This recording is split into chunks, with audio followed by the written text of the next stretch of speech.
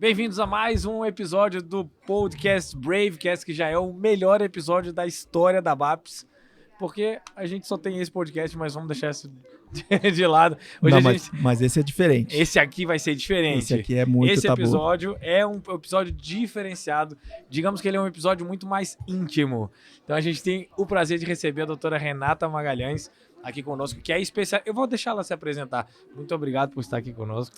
E a gente quer te perguntar, para começar, assim, nos conte quem você é, não só como profissional, mas quem é a doutora Renata, quem é a Renata, e qual a sua missão profissional e pessoal aqui nesse tempo.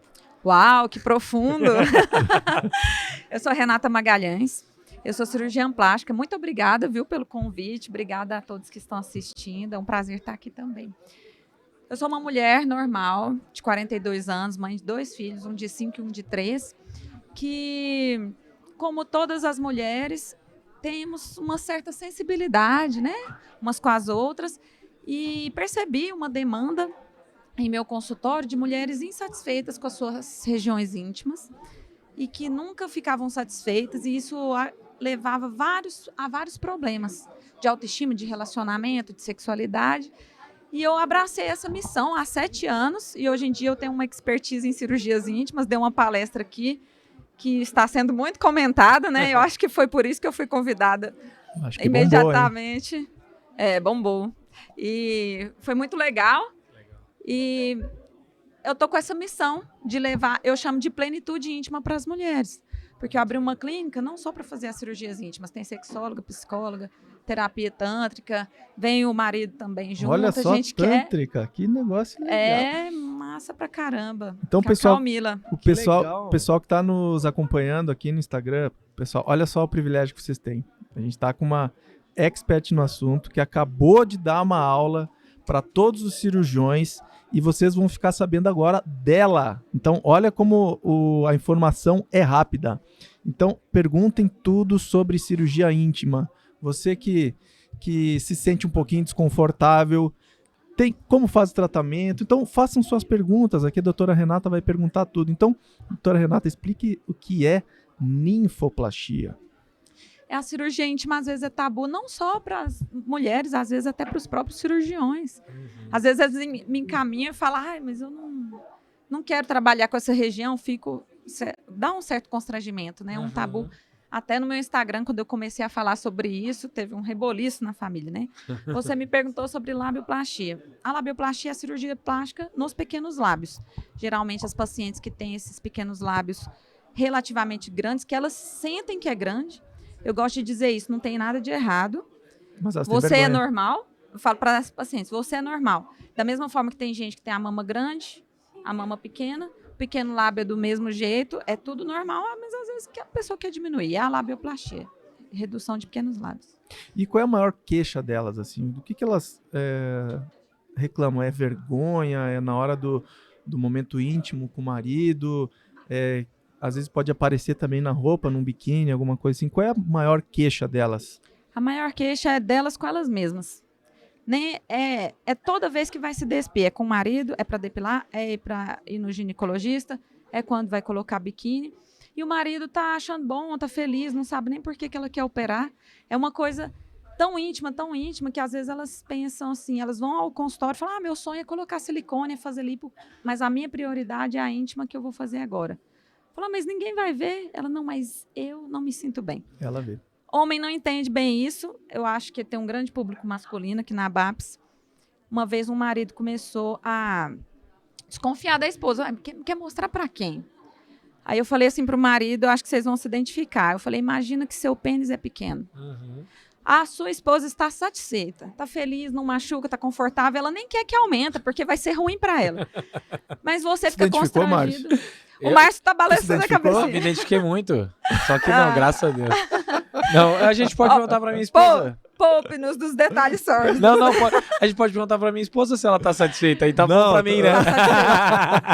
Esposa maravilhosa, sorridente, tá satisfeita, com certeza. Aí. Mas ele compreendeu. Ele fica, como homem, ele se sente inferiorizado. Ele falou, não, realmente, pode operar.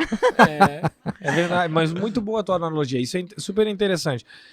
A gente criou agora, vou dar um spoiler aí já. A gente criou lá na minha clínica agora um novo protocolo para que as mulheres possam prestar atenção nisso, porque a gente tem uma ginecologista lá na nossa clínica que também faz rejuvenescimento íntimo e tudo. E agora, no nosso protocolo de primeiro atendimento das pacientes, elas vão fazer uma bioimpedância, onde elas vão ter que se despir totalmente, e aí elas já vão se ver num espelho por completo, e vai ter um espelhinho pequeno do lado com isso. Nós não vamos dar para elas, mas vai estar escrito assim: você já olhou para sua região íntima hoje?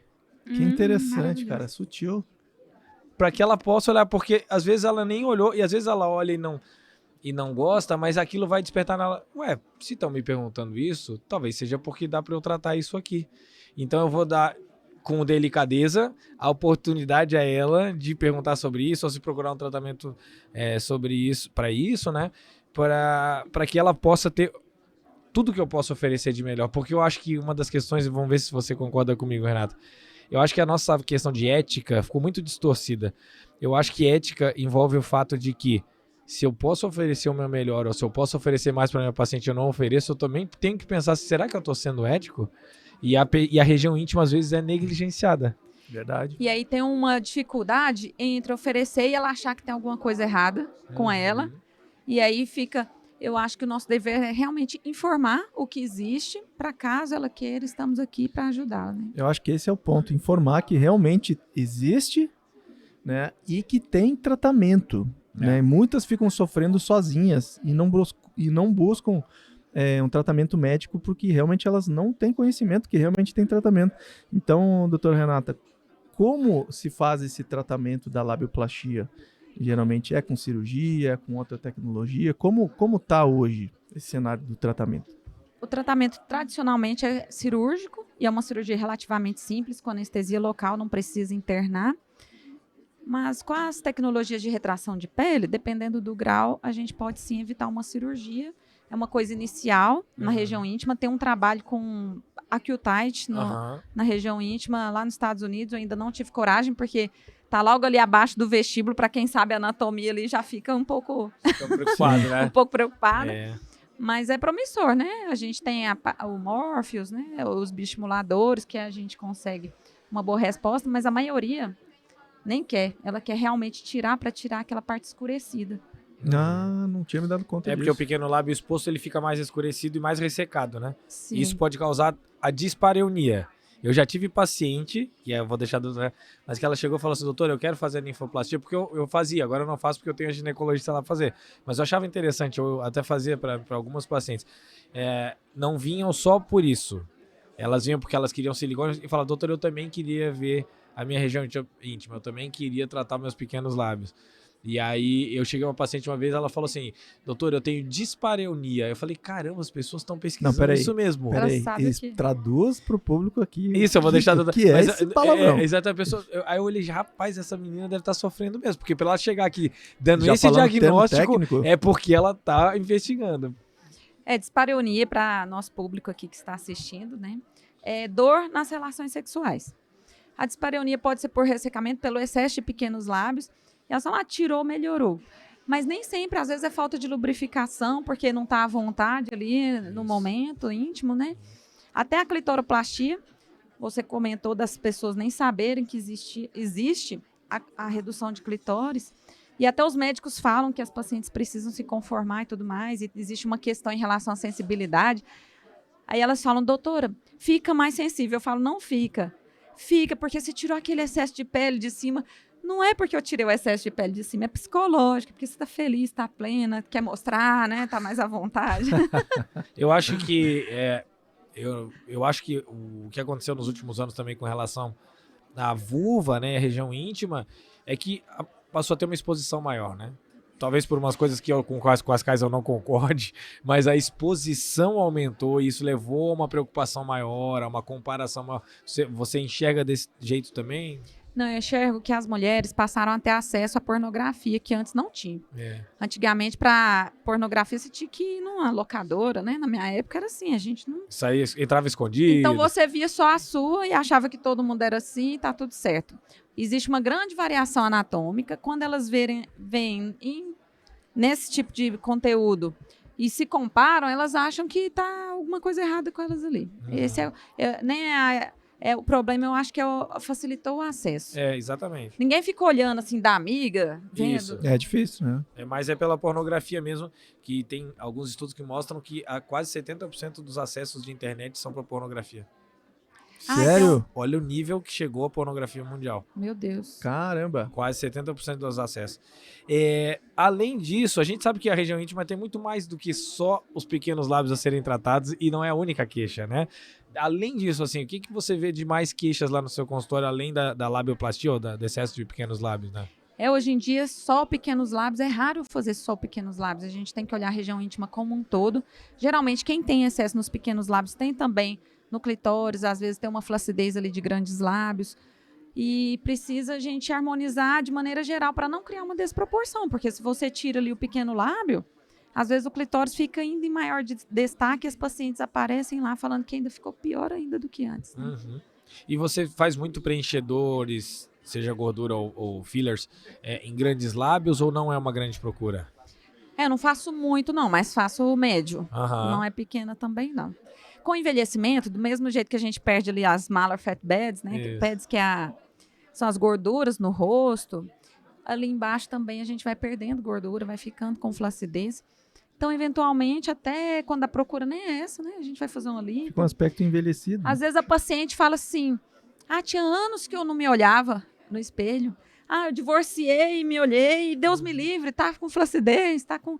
Aí a gente oferece o tratamento que for necessário, na verdade. Que legal. Porque assim, depende, eu acho, também um pouco da idade do público, né, que você atende. Se são mulheres mais jovens, dificilmente elas vão ter queixas em relação ao grande lábio, mas quando a mulher, às vezes, ou emagreceu muito, ou começou a envelhecer, começou a perder essas bolsas gordurosas, gera uma certa atrofia também. As jovens têm queixa em relação ao grande lábio quando usam hormônios, né? Anabolizantes, ou... Fala que gestrinona não é anabolizante, mas acaba que sim, né? Hormônios, de maneira geral. Uhum. Para sua libido, ganho de massa muscular, eventualmente o que for necessário. E acontece de ter flacidez, né? Perde gordura e aumenta a pele também. Então, nas jovens, geralmente por uso de hormônios, após gestações e após envelhecimento. Falando em hormônios, uso de anabolizantes, você tem notado uma incidência maior de hipertrofia de clitóris? Sim. E tem tratamento? Eu acho que muitas não sabem disso. Tem, mostrei na aula, inclusive, e realmente recebi um feedback muito grande dos colegas falando isso, falando, nossa, eu não sabia que era possível, que legal, quero aprender mais, porque é uma dor muito grande para as mulheres, elas usam para ficar melhor, e aí ele hipertrofia e não regride. E elas são informadas de que terá que conviver com isso e se aceitar o resto da vida. Fica quase um micropênis. Fica um micropênis e a gente consegue harmonizar ali e resolver o problema delas de forma que ela preserve a sensibilidade da região. Isso é o mais importante, na minha opinião. Essa é a grande questão, de não perder a sensibilidade. Porque muitas acham que tem que cortar um pedaço, né, ali do clitóris. Isso jamais. Então, explica como é a técnica, como funciona a questão da preservação da sensibilidade, até para elas perderem o medo. Na verdade, eu me inspirei e comecei a olhar... Quando eu comecei a estudar e olhar literatura, a maior parte da literatura era em cirurgia pediátrica, genitália ambígua. E eu me deparei com o dado de que dessas meninas são operadas na infância, primeira infância, 80% cresce sem sensibilidade. Falei, eu não tenho coragem de fazer. E as pacientes insistindo, eu falo, não, para mim é igual uma amputação. Se você cortar a minha mão aqui, arranca um olho meu. Eu tô causando uma deformidade em você, então não vou te operar. Então, adaptei toda uma técnica para não precisar cortar e, eventualmente, eu preciso cortar. Eu reduzo a glande, aquela pontinha que fica parecendo um mini pênis mesmo. Uhum. E fui colhendo o feedback dessas pacientes. De maneira geral, eu já sabia que era muito positivo, mas a gente fez um levantamento lá na clínica até dezembro do ano passado. Esse ano ainda não fiz. A gente mandou uma pesquisa, um formulário. Um formulário de pesquisa. Uhum. E eu estava esperando ali um ou outro caso de perda de sensibilidade que eu não fui informada. E, para minha surpresa, foi 0. Legal. A gente enviou para 83 pacientes, 51 responderam e não teve nenhuma de perda de sensibilidade. Olha que incrível. Eu acho que esse também é um medo de redução de mamilo, né? A gente tem algumas mulheres que têm um mamilo muito grande, e aí elas querem fazer cirurgia de mama, mas é lógico, assim, pensando de forma lógica, se é uma região muito sensível, se eu cortar, eu vou perder a sensibilidade. Então elas já pensam isso automaticamente. E eu posso te dar esse retorno das pessoas que eu reduzi mamilo, eu tenho 0 perda de sensibilidade. O que eu tenho, às vezes, é aumento da sensibilidade. A gente imagina que se é uma região muito sensível, perde, mas às vezes é uma região tão sensível que tem tanta terminação nervosa isso. Que aumenta. Que ali, mas a gente observa também, elas fazem o paralelo e a gente também como médico, né? Você faz ali, às vezes, uma prótese e tem uma diminuição, uma perda de sensibilidade. Uma cesárea, cortezinho daquele tamanhozinho, baixo ventre. Mas na região íntima, se você conhecendo a anatomia, além dos nervos principais, tem 10 mil terminações nervosas. E hoje em dia eu faço com muita segurança, depois de todos esses anos. Que legal. Então tem nervo sobrando. Então não precisam ter medo de perda de sensibilidade. Tem os troncos principais. Vou abrir um parêntese aqui para os médicos, né? Da mesma forma que a gente tem nervos na face, e se você lesionar, pode dar uma sequela. Na região íntima também tem nervos, e você sabendo onde você está, você não opera fácil, com muita segurança, tranquilidade, você recebeu treinamento para isso. Uhum. Então, você sabendo a anatomia, sabendo as técnicas e tendo os devidos cuidados, você pode fazer com muita tranquilidade que tem muita terminação nervosa, mas não se meta a fazer, se muita vontade. Não vai muito com muito afinco, não. Eu certamente não faria hoje, porque não tenho nenhuma capacitação para isso. A gente pode até olhar, estudar, mas eu não sei, na minha formação, eu via dois tipos de cirurgiões, né, que tava na residência. Aquele que, assim, o staff perguntava, já fez? Não, claro, já fiz. O cara leu meia vez no livro, não, deixa que eu faço. E tinha os outros que eram assim, não, eu quero ver pelo menos uma vez alguém fazendo, eu quero acompanhar para depois eu poder fazer. Eu era esse tipo. Eu sou assim também. Eu sou o segundo, eu tenho que ver alguém fazer. Por isso que eu valorizo tanto os cursos dos meus colegas e vou a cursos para aprender. Porque se ele tá fazendo muito bem, eu quero ir lá ver como ele tá fazendo, para ter os resultados que ele tem, a segurança que ele tá passando, né? Então, eu acho que se a gente realmente valoriza o conhecimento e o cuidado com as vidas, eu acho que é mais prudente a gente primeiro aprender com quem tá tendo sucesso. Em tudo na vida, né? Mentores nos ajudam para isso. Eu queria saber de ti, Renata, como é que surgiu esse interesse específico pela região íntima? Se foi o mercado que te escolheu, você que se apaixonou, como é que foi? Não, foi o mercado. Não foi Deus, né? Na verdade, eu sou a conservadora, igual você. Vamos esperar os colegas, vamos fazer treinamentos.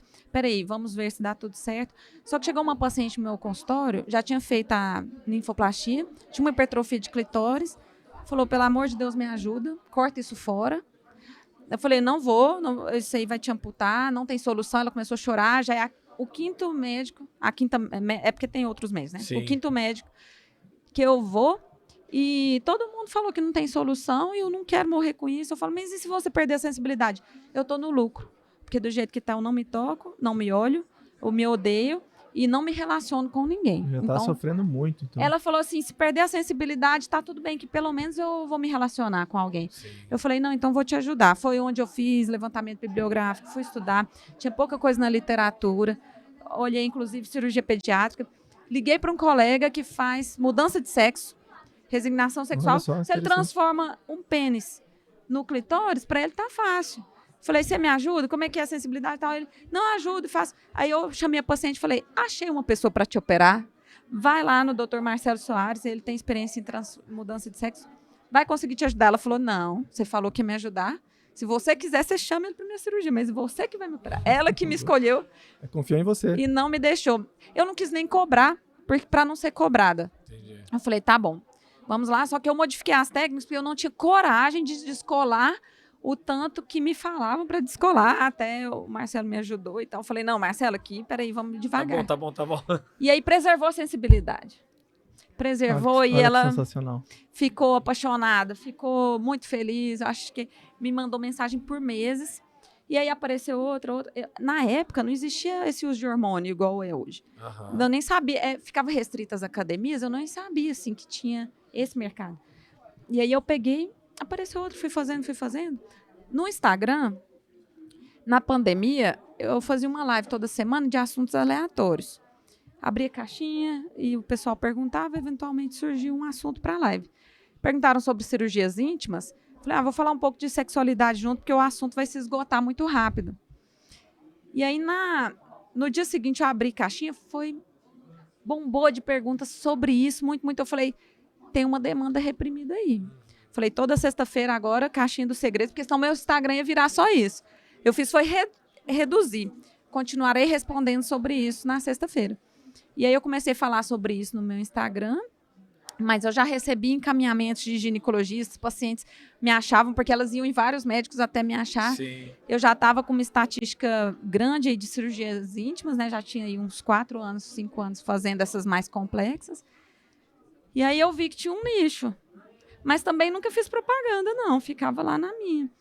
Aí o Ícaro e o Daniel que me descobriram lá, eles estavam procurando alguém para cirurgia íntima e tal. O Ícaro falou, eu conheço uma pessoa que faz bem. E aí eu recebi uma ligação do nada do Daniel, falou, olha, você pode dar uma aula no Inova, tal, para a gente conhecer seu trabalho? E dizendo eles que foi muita audiência, muito procurado, muito elogiada. Aí me chamaram para o Brasileiro. E ele agora me convidou para o congresso no final do ano, disse que vai dar mais tempo agora, 45 minutos, que meia hora foi pouco. Que legal. Você deu meia hora na plenária. Foi. É bastante tempo. Muito. Olha, você foi... Foi o maior tempo, eu acho. Foi, com certeza o maior tempo. Foi meia hora na plenária. Então, é uma dúvida lotada muito para muito cirurgião, então. E tinha que fazer a inscrição, ia ser pequenininho aqui. Eles mudaram para plenária, disse que lotou. Ela fez um workshop. Era para ser um workshop. Aí mudaram do workshop para plenária. Que legal. Aí aumentaram. Que legal. O espaço e estava bem cheio e foi bacana. Então você está saindo orgulhosa, feliz da vida porque está Tá sendo feliz, reconhecido. então? Eu tô feliz da vida. Eu coloquei um QR Code assim para ver se o pessoal queria treinamento. Sim. Porque eles falam que precisa e realmente eu estou disposta a compartilhar conhecimento. Isso é demais. E aí é um nicho muito específico. Eu achava que homem nem queria mexer com isso. E 75 pessoas fizeram inscrição de um curso que não existe. Caramba! Que legal. 75 Que pessoas. legal. Mas Agora... o conhecimento está aí, é só montar o curso. Sim, não, eu tô falando legal assim. Demais, não, legal demais. Tinha a demanda reprimida do mercado. Sim. E a demanda reprimida dos cirurgiões vendo a querendo necessidade de aprender. Que legal. E realmente, com o uso dos hormônios aumentou muito, vai ter mais queixas, já temos mais queixas mesmo sobre isso, né? E a gente tem muito medo. Eu acho que, por mais que o homem não consiga entender exatamente a dor, e o exemplo que você deu é muito bom, né?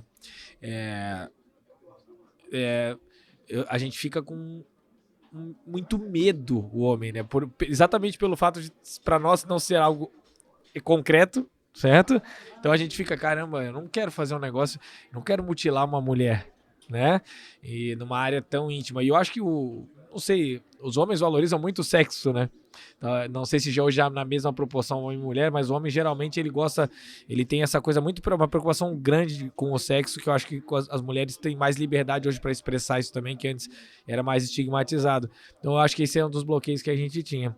Mas além de procedimentos cirúrgicos, assim, você faz laser, alguma coisa, ou você não faz, por exemplo, para estreitar canal vaginal ou para deixar mais, aumentar a circulação de mucosa e etc, lubrificação? Clareamento. Sim, eu faço todos os cursos de laser e tudo mais para eu aprender, para eu indicar, para eu comprar os aparelhos, mas quem faz na clínica é uma outra médica. Ah, legal. Porque eu sou cirurgiã, eu gosto mesmo de operar, e quando eu vejo a necessidade dos tratamentos adjuvantes, eu tenho lá uma dermatologista e uma ginecologista. Legal.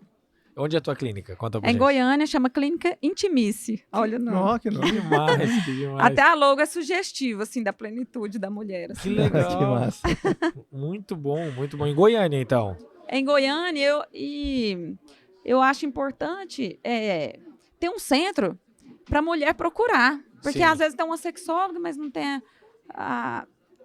a parte estética. Sim. E às vezes a sexóloga ali não é psicóloga, é só sexóloga. Aí tem a psicóloga que é sexóloga, ela é terapeuta de casais, por isso que eu falei que é. Então você tem Se sexóloga o marido na tiver clínica. ejaculação precoce, ela trata junto. Legal sabe? demais. Interessante, isso é multidisciplinar, então. Multidisciplinar. E aí é um centro, é um lugar para acolher essas mulheres mesmo, sabe? Interessante. Centro de saúde íntima. Caramba. Na verdade, parabéns. de cirurgia plástica eu faço tudo, né? Faço lipo, faço silicone, claro. abdominoplastia, normalmente. Mas nessa área eu vi que precisava de um pouco mais de atenção e eu quis oferecer isso para as nossas pacientes. Muito legal mesmo. Eu acho que os profissionais que querem dar sempre o seu melhor, a gente tem uma tendência, né? Não, peraí que eu vou agregar mais isso aqui, eu vou agregar mais. E eu acho que isso é um carinho muito grande e um respeito e valorização muito grande das pessoas, porque ela poder ir a um lugar só e naquele lugar ela resolver tudo que ela não tem que ficar pulando de lugar em lugar, para ela é um conforto tão grande, ainda mais de uma coisa que é tão íntima, de ela não ter que ficar abrindo isso em vários lugares diferentes, e é realmente uma iniciativa muito, muito legal. E aí depois do congresso, não, eu fiz assim para acolher mesmo, tava tranquilo. Agora aqui com o congresso, pessoal, igual vocês, nossa, que legal, e as pessoas se interessando, a gente abrindo os treinamentos, eventualmente a gente pode até expandir, né? É lógico. O modelo para outras cidades, se tiver um cirurgião ou uma cirurgiã interessada, a gente monta ali. A gente conversa depois, eu te ajudo mesma- nisso aí. Eu te ajudo nisso aí. Que bom. Interessado. Não, apoio é sempre bem-vindo, porque é muito legal. cirurgia simples, de fácil execução, só precisa realmente de conhecimento e treinamento adequado. Se tiver um conhecimento bom de anatomia e tiver treinamento, é uma cirurgia tranquila de fazer. Por exemplo, a pessoa que quer licenciar e montar, se ela ficar comigo ali uns 2 meses, ela tá apta já. Tá apta. Então, Então, para um cirurgião que já tem bagagem, né? Sim, É muito mais tranquilo. fácil. muito legal. Márcio, a gente tem aquela notícia ruim. A notícia triste. Tem a notícia triste. Um ó. É. Mais ou menos isso. Mas eu quero te agradecer. Acho que não só por você estar aqui, primeiro por você ter vindo ao congresso, né, e ter repartido conhecimento, o pessoal ficar tão feliz, e te dar os parabéns por todas as suas iniciativas de investir nessa área, de montar esse hub, né, que cuida das pessoas. E obrigado por estar aqui conosco, obrigado por participar do podcast, abrir mão do teu tempo em alguma outra coisa para estar conosco.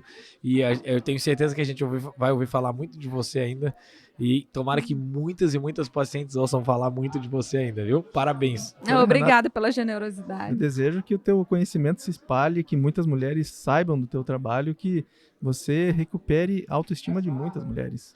Então, queria que você deixasse o recado final ali na câmera 1 para os nossos ouvintes, para a gente encerrar nosso podcast de hoje.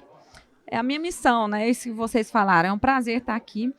Eu chamo essa doença, esse conjunto de dores das pacientes de síndrome do espelho julgador, que é a mulher, ela é muito generosa com outras pessoas e às vezes muito crítica com ela mesma. Então, vou encerrar o podcast falando isso para as mulheres. Seja mais generosa com você mesma, mais gentil, da forma como você é com as outras pessoas que você ama, que você se importa. Fantástico. Que Fantástico. Fechamento fantástico. Parabéns e muito obrigado, viu? Parabéns, eu que doutora agradeço. Renata. Adorei. Pessoal, se vocês gostarem, eu tenho esse é o episódio que eu disse, não tem como vocês não terem gostado. Então, por favor, compartilhem com outras pessoas, ajudem, porque às vezes uma amiga sua, uma irmã sua, uma mãe vai estar aí sofrendo com algo que ela não tem coragem de compartilhar, e ela vai assistir esse podcast e vai falar, puxa vida, eu posso me livrar de uma dor tão íntima, tão interna. Então compartilhe com as outras pessoas, assista os nossos episódios, recomende, porque a gente quer mais abençoar vidas. E muito obrigado por ter assistido e estar conosco até aqui. Até mais, pessoal. Tchau, tchau. Tchau.